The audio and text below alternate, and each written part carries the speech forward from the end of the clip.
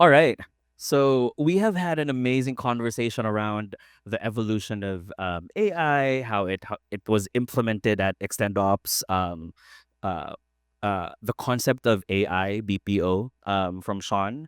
But now we have to also really discuss an important topic for this panel, which is like how do we harness the human expertise for better AI outcomes? Right. And joining me today are incredibly talented individuals who would be able to share more about it as I ask them questions. But I'd like to quickly introduce myself. My name is Lan. I'm the Senior Director for People Development at ExtendOps.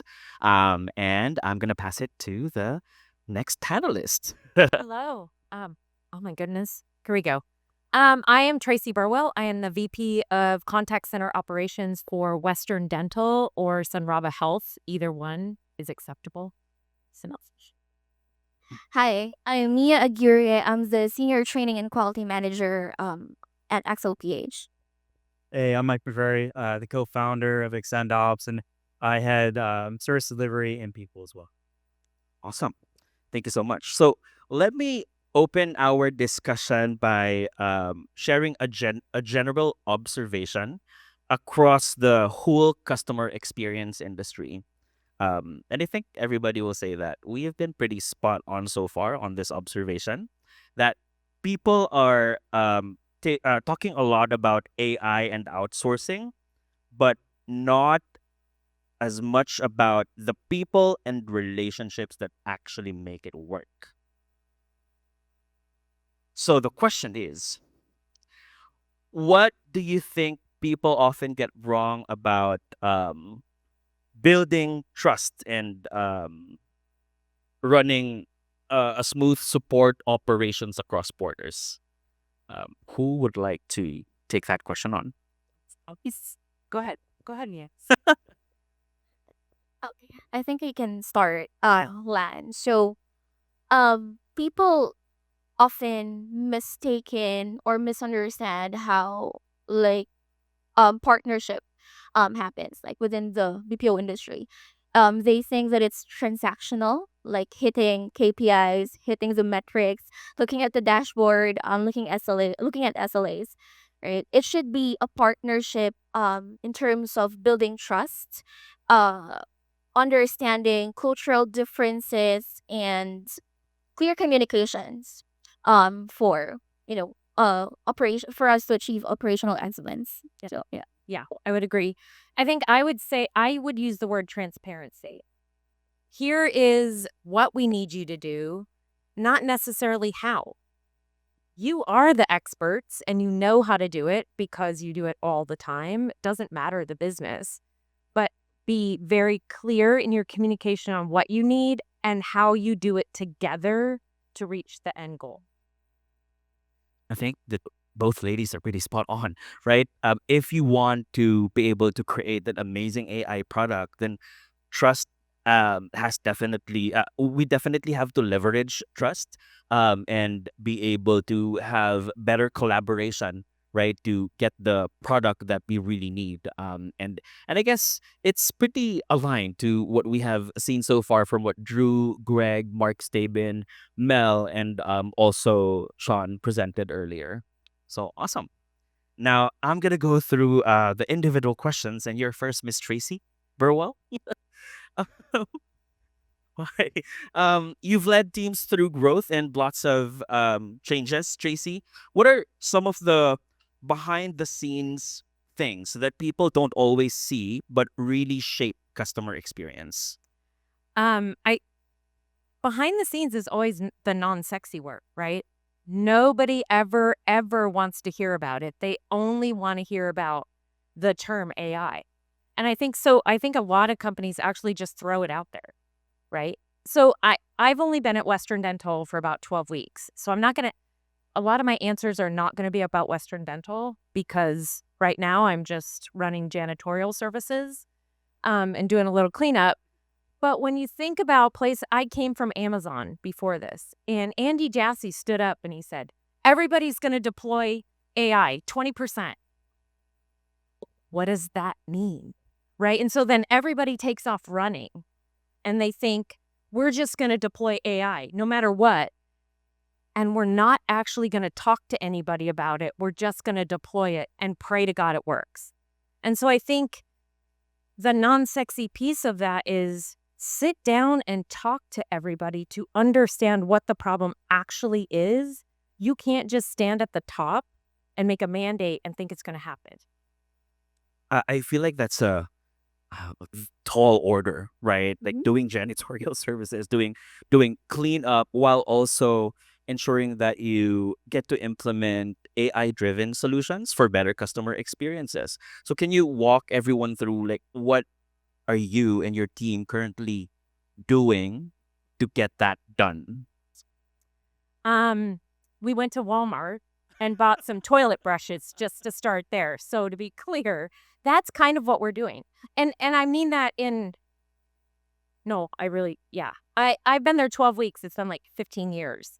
So that's how it feels right this second, but I think it's because using Western Dental as an example, they just let everything pass them by. And they actually didn't listen, right? So if you listened, you would have seen that your patients wanted to book online.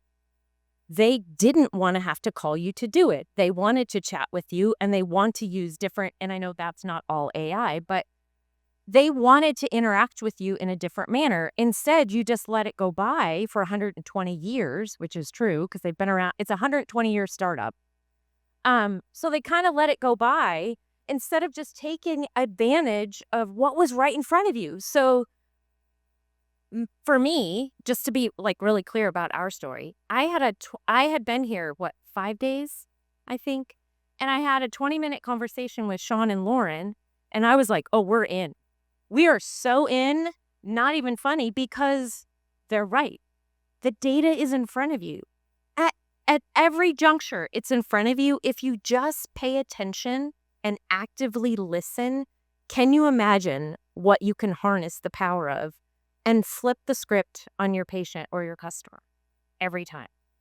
Awesome. So what I'm hearing is really understanding the business, like how to create better customer experiences before we really actually deploy and implement anything, right? And I've actually personally, I have personally seen that shift in conversations when you stepped in and you were asking questions like, what? Right? And you get to start thinking about things that were not really proactively discussed before. Yeah. So yeah, I totally agree. Thank you so much, Tracy. I'm gonna go to Mr. McCreery over here, the little bro.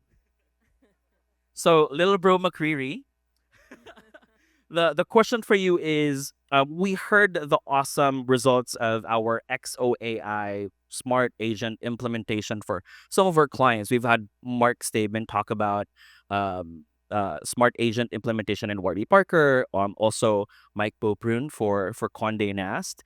And these brands represent great customer experiences and accessibility, right? How do you when I say you, us, because I'm also from EXO, I'm sorry. How do you make sure that AI does not dilute that kind of like the brand and identity that that our clients have established for themselves?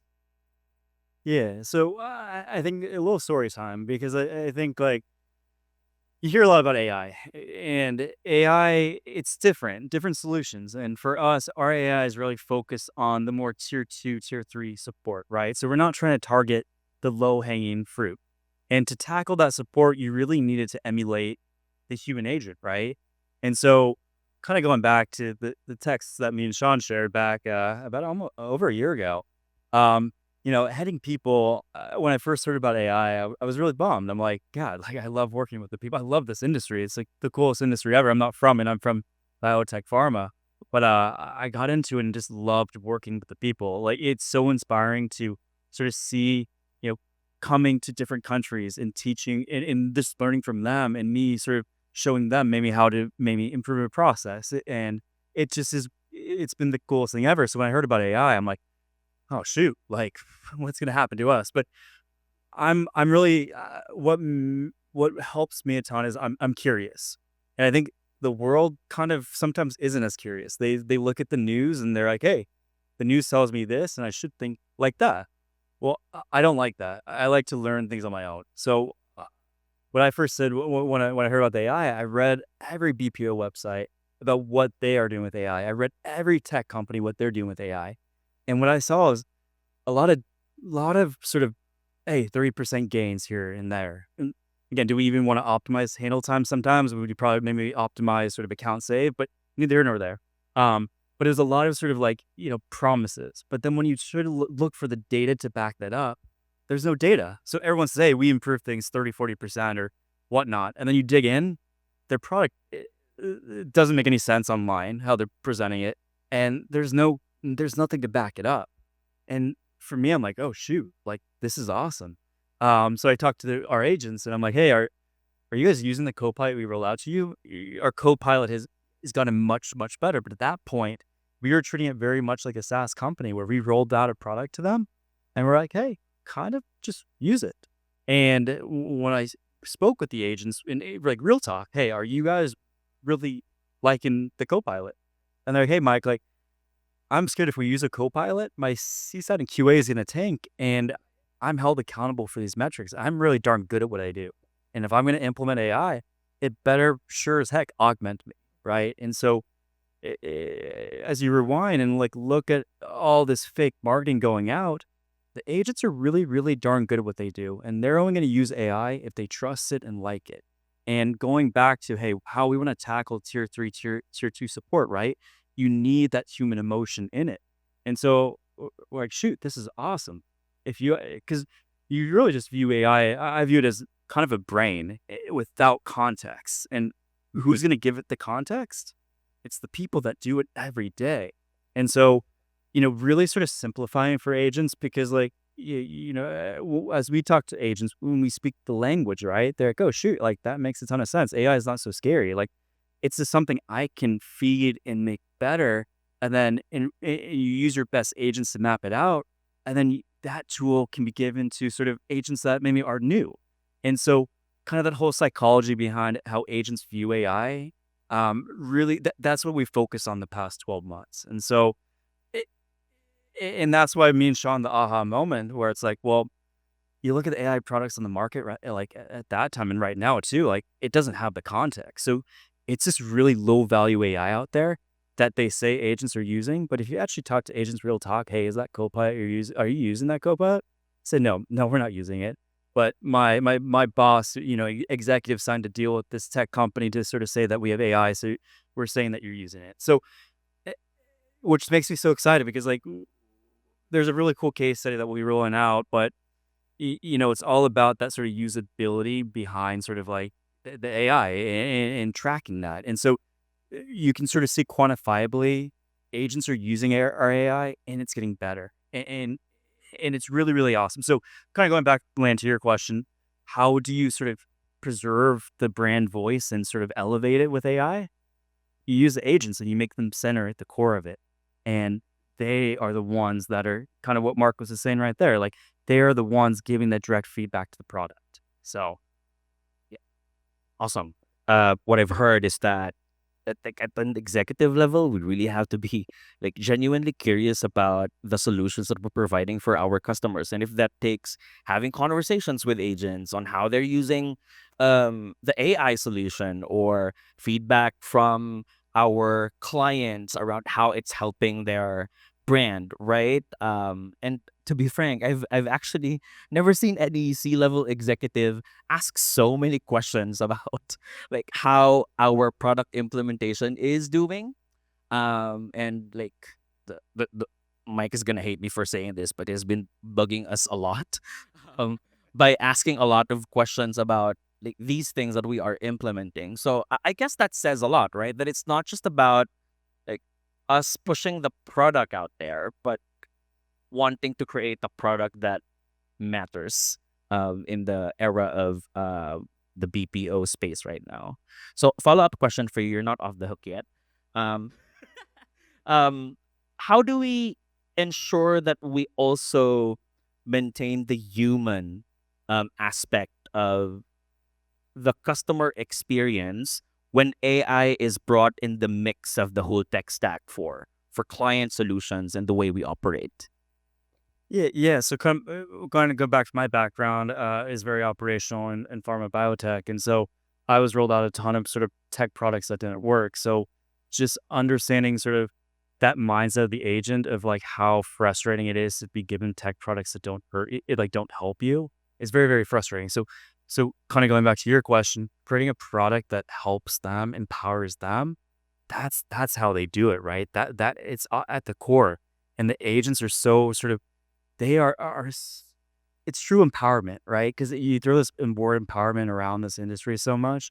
What does that mean, right? For me, empowerment means making the agent's job easier and just more enjoyable. And so I think as you sort of see what we're going to be doing over the next year is really sort of automating sort of those maybe lower sort of like those tier two support ones that maybe the customer feels okay with doing, right? So maybe you can automate um I don't know, some more low value volume where account cancellation, you're really going to sort of want that agent's voice in there.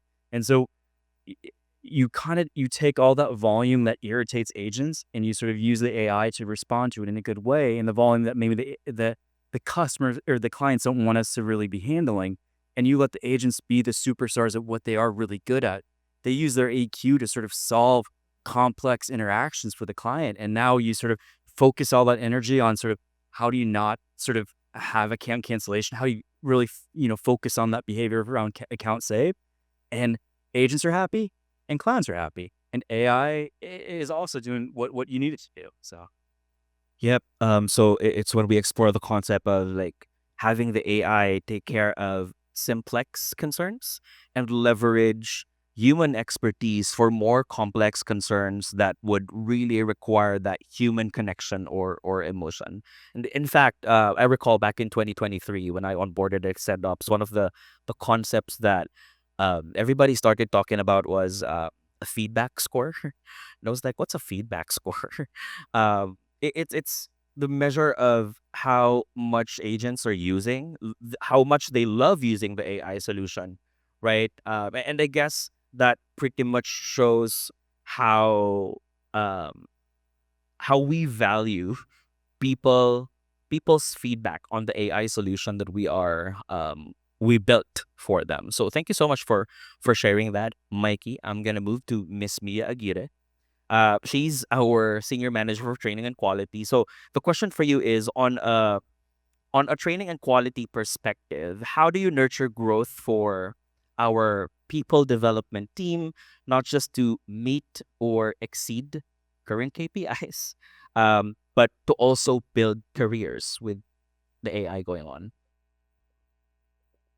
Thanks, Lang. Well, in the training and quality uh department, we nurture growth by focusing on expertise, not just efficiency.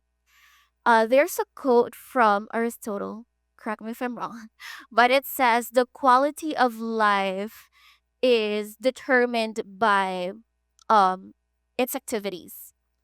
Um, and within XenOps, we build careers by creating and developing or providing specialized training in critical areas.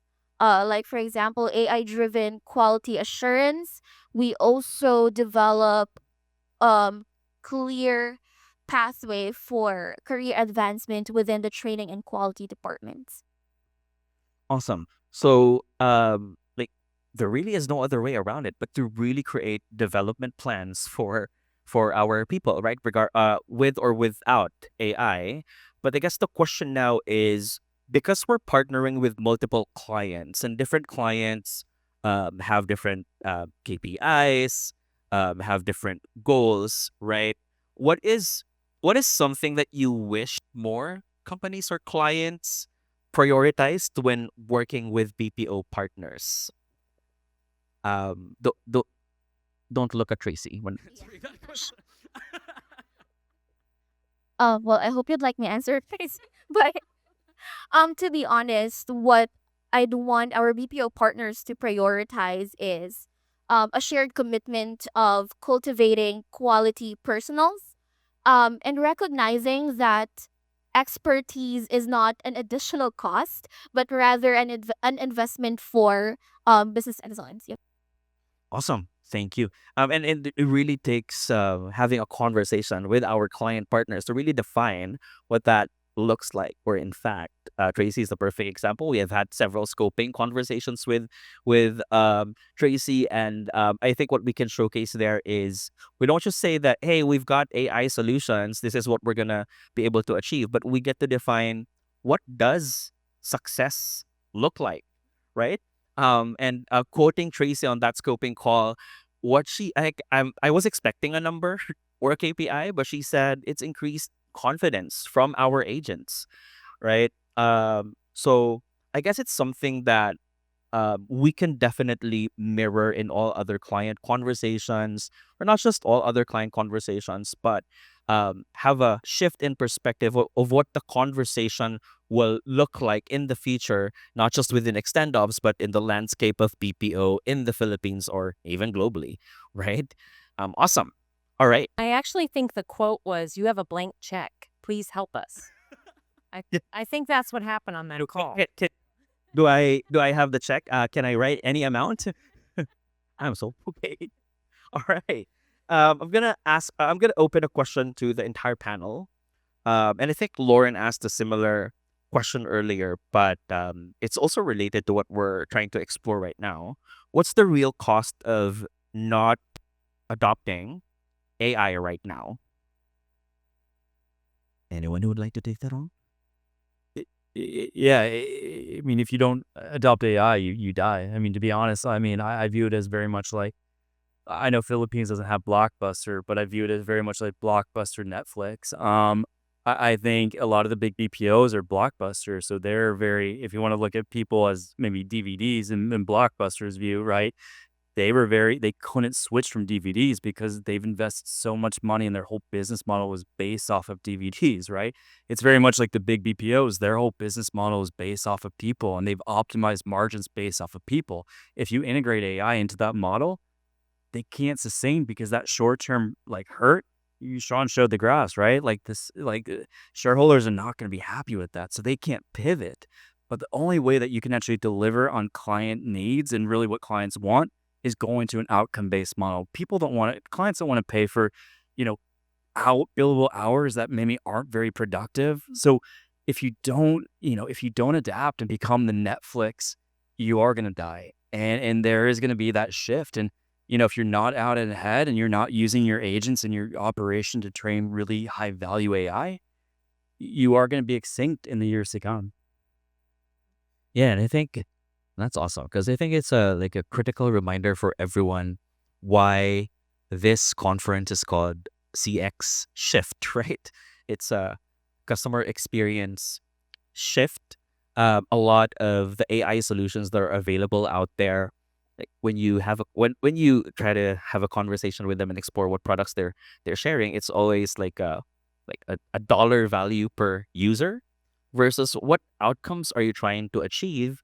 And once we have defined that, let's talk about like what that looks like, right? So, yeah, I think the answer, based on what you've shared, Mikey, it's adapting right away, but also shifting the way we look at um, like the business model. Exactly, because I mean, going back to what Sean presented too, like it takes a shift to the org structure. You have to have a whole new org structure. The psychology around agent adoption and giving that context to the AI, it takes time, and it takes sort of leadership to really buying in. And so the shift takes time. You're not going to do it overnight. And every day that BPOs aren't doing that, they're falling behind even further. And so I'm really stoked about I think we've recognized it super early how much the org structure, how much agent psychology matters in building high value AI. Yep. Awesome. Thank you so much, Mikey. Any other hot picks, ladies? Well, not to, well, just to add to what Mikey shared, right. It also takes balanced integration, not just achieving technology or hyping up technology, but balanced integration in terms of also building expertise within the company, right? So not to brag, but that's actually what's happening within Extend Ops right now. You're bragging. Yeah. I'm just kidding. Oh, but yeah, so there should be a balanced integration between technology and the people that we have within the company. Yeah, and I totally agree because I think one of the conversations, and this was a coaching conversation that I've had with Mia when we were having one-on-ones, when we're starting to learn more about the smart agent AI solution, our conversation shifted to, do we even know what AI is, how to make use of it, and how to improve our workflows within the people development team, right? So I totally agree. It's not just the understanding, giving everybody an understanding of what it is, but also how to utilize, leverage it, not just for agent conversations, but also to have better outcomes within the support functions that are available within the organization or stand-ups. Awesome. Thank you, Mia. Because doesn't AI mean something different to every person, honestly, Yeah. and every team and every, right? So I think it's how you define it. But then I think there's another piece of it, which is like the dental practice inherently is always behind in technology, right? There's still dentists who practice with like the old chair where you lay back and they don't have any medicine. And you know what I mean? That Oh, she'll have no medicine. say it, right? Scary. So they're not going to catch up, but likely probably won't die. Maybe you may die by visiting them. But so how do we then, like I look at it and say, how do we use it? Well, then we're just going to use it behind the scenes to make it faster and make it easier for us to actually get it in front of the customer, right? So like the dental business probably isn't going to die because we didn't use a bot or something like that, although we should be. But how do we then just make it easier to figure out, like one of the things that Drew is working on for us is how do we find if our offices are all booked, so like in California there's a Western Dental on every corner, right? How do we just find another office that we could send you to if this one's booked? Well, we can do it by zip code, right? So let's figure out a different way to use it so that we can get patients exactly what they need. Yeah, and it all goes back to like starting that conversation, like finding creative solutions, right? You can't just say AI is the solution. You have to have those meaningful conversations. Awesome. All right. Next question. Next question. How, where do you see the biggest gap is between all of the AI hype right now and our current reality? That's a, do you feel like it's a loaded question? I think that I think there's such a disconnect between executives, clients, agents. It's just like everyone loves to throw AI out there, but to your point, no one really like everyone thinks about it differently. And so I think the biggest sort of gap is like the hype train. And I think people are coming to reality now. I think Drew made a really good point of it where like at a conference, like people like there's so many hypothetically AI could do this, right? But what we're seeing right now is AI is maybe not doing much when you look at different, different BPOs or whatnot, right? Because like they're so focused on the theoretical, like these tech companies, they're not focused on actually the outcomes, the outputs of the AI, right? So I think the only way that you can get outputs that clients want that's aligned with what your org wants is really sort of making sure that the executives, that the agents, the clients are all on the same page about what AI solution works for them, right? Yep. It goes back to having clearly defined outcomes that we're wanting to achieve, right? To understand which AI solution should be like made available to you. It kind of goes back to what Drew shared earlier, that like the AI solution should be bespoke to what you are trying to achieve. And just think how frustrating it is if you're an agent and you got, let's say Sean's talking to all the agents about this AI is the best thing and it's going to augment you 30%. And then I'm an agent, I'm using it, it's no good, right? It's like the least empowering thing in the world. But if like Sean says this, the agents are like in really the part they are what are building is what's building the AI. Like that, there's nothing more empowering, right? And so there isn't that gap because everyone's on the same page and everyone's very aligned. So. Also, anything from you both? Good. Okay. We're almost done. Um, I'd like to ask you all this question so we can leave our audience with something worth remembering. What's one non-negotiable value you or your team sticks to amidst all the AI hype and tech changes happening? Something that anchors you, like a value that you really have to ensure that it's not negotiable. It's always there in all of your AI implementation. Yeah, you go for. I think it's the human component. Like always. I mean, humans like to talk to humans, right? And so always very much focus on the AI solution serving humans the best way possible. So that's non-negotiable. Making sure that you are aligned with your customer, your client, to make sure that the AI is giving those outputs that make their customers happy. I feel like Mikey's response is very on brand. We have this tagline. If you go to extendops.com, more than you human connection, right? So yeah, definitely. It's something that I have also seen in terms of how we built our product, our smart agent AI product, ensuring that the human element is there. It's deeply rooted to people actually making use of the AI and how they feel about making use of it. Is there anything that they don't like so we can change it, right? So yeah, thanks for sharing that, Mikey. Mia, Tracy. Okay. Mikey already took my answer, so it's just but yeah, I agree that human expertise is something that we can't really change or remove even though we start using AI. Critical thinking, judgment, empathy during interactions is what makes the interaction or what helps us get customer satisfaction, right? So it's something that, yeah, going back to expertise, right? This is not just about building speeding up technology, but also training our people to be capable of using AI as a tool, not just a solution to like customer interactions. Yeah, and I think connecting that to our Extend Ops community values, I think what you're talking about is paying it forward. Like amidst all of the AI hype happening right now, we also have to ensure that we get to develop all of our employees so that they understand what AI is and that they are equipped to maximize its potential. So thank you, Mia. Go for it, Tracy. I think there's a couple things. So for me, it is people at the core, meaning the people who do this every single day and have to take that patient contact. But then there's the patient themselves, right? So it's understanding your demographic that you work with, right? So the senior population probably isn't going to like the bot too much, right?